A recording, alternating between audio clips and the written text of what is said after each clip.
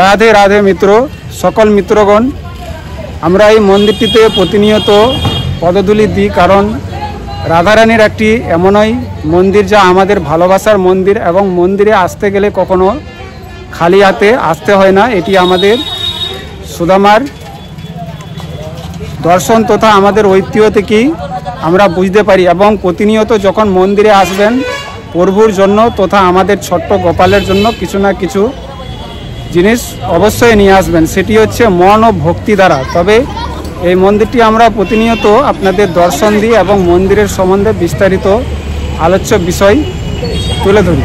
তো যেই মন্দিরে রাধারানী বিরাজমান করেন সেই মন্দির কিন্তু অতি প্রিয় ও অতুলনীয়। তো প্রতিনিয়ত চেষ্টা করবেন এবং আমরা বলে থাকি যে এই মন্দিরটি আমাদের উত্তর মালদা জেলার চাঁচল থানার অন্তর্গত তথা পাহাড়পুর গিলাবাড়ি সকল গৌরাঙ্গ ভক্তবৃন্দর অশেষ প্রেরণায় আমাদের এই মন্দিরটি অপূর্বভাবে সেজে উঠেছে এবং আমাদের রাস যাত্রা তথা রাস পূর্ণিমার উদ্যোগে আমাদের এখানে প্রতি বছর অনুষ্ঠানের আয়োজন করা হয় এবং এবছরও অনুষ্ঠান সূচক আয়োজন করা হয়েছে। কৃপাপূর্বক আপনারা প্রতিনিয়ত চেষ্টা করবেন আমাদের এই মন্দিরটিতে এবং এই পবিত্র জায়গাটিতে চরণ স্পর্শ করবেন এবং আমাদের রাধারানীর যে রাস চক্র অর্থাৎ চক্র ঘোরানোর দ্বারা আমাদের নিজের মনকে পরিবর্তন করবেন এবং এই মন্দিরটিতে পদধূলি অবশ্যই দেবেন। সকলে বলবেন রাধে রাধে। মিত্রগণ, প্রকৃত সুখী কিন্তু তারাই যারা এমন যুগল দর্শন প্রাপ্ত করে তারাই। সকলেই বলুন রাধে রাধে। কারণ প্রকৃত সুখী পাওয়ার জন্য আমরা কঠোর পরিশ্রম করে থাকি, কিন্তু আমরা কি প্রকৃত সুখী আদৌ হতে পেরেছি? রাধে রাধে রাধে রাধে মিত্র। রাধারানী যেই স্থানে বিরাজমান, সকল গৌর ভক্তবৃন্দ দলে দলে মুক্ত হস্তে করিব দান প্রদান। সকলে মুক্ত হস্তে দান করুন। সকলেই রাধে রাধে বলুন।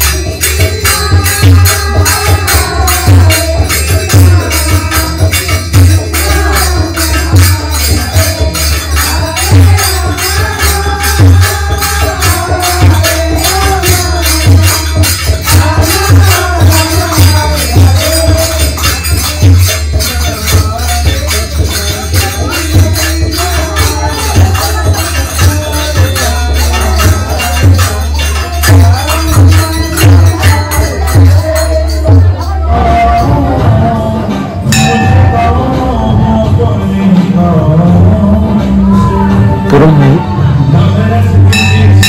আমি ডাকতে জানি না, গাইতে জানি না, তোমার ভজনও করতে জানি না। আমার যেমনটা আসে তেমনটা দিয়ে তোমাকে ভক্তি করি। মার্জনা, তুমি সদাই আমার সহপরিবারের খেয়াল রেখো। হরে কৃষ্ণ কৃষ্ণ কৃষ্ণ হরে হরে, হরে রাম রাম রাম হরে হরে। হরে কৃষ্ণ মিত্র, এই যুগল দর্শনের অপেক্ষায় প্রতিনিয়ত ছুটে আসি এই মন্দিরের কোণায়। আপনারাই নিজেকে উতলা করুন এই যুগল দর্শনের অপেক্ষায়। কলিযুগের যুগ ধর্ম হচ্ছে নাম সংকীর্তন করা। কলিযুগে 3 ভাগ অধর্ম এবং 1 ভাগ ধর্ম। মানুষ অল্প আয়ু, অল্প মেধা, কলহপ্রিয় এবং অধার্মিক। কিন্তু কলিযুগে সবচেয়ে বড় আশীর্বাদ হলো খুব অল্পতেই হরিনাম সংকীর্তন করার মাধ্যমে ভগবানকে লাভ করতে পারা যায়।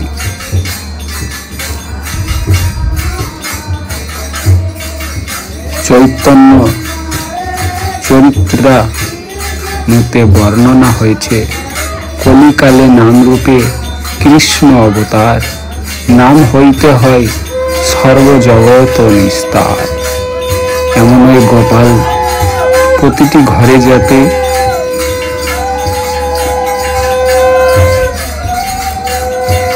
সবার ঘরে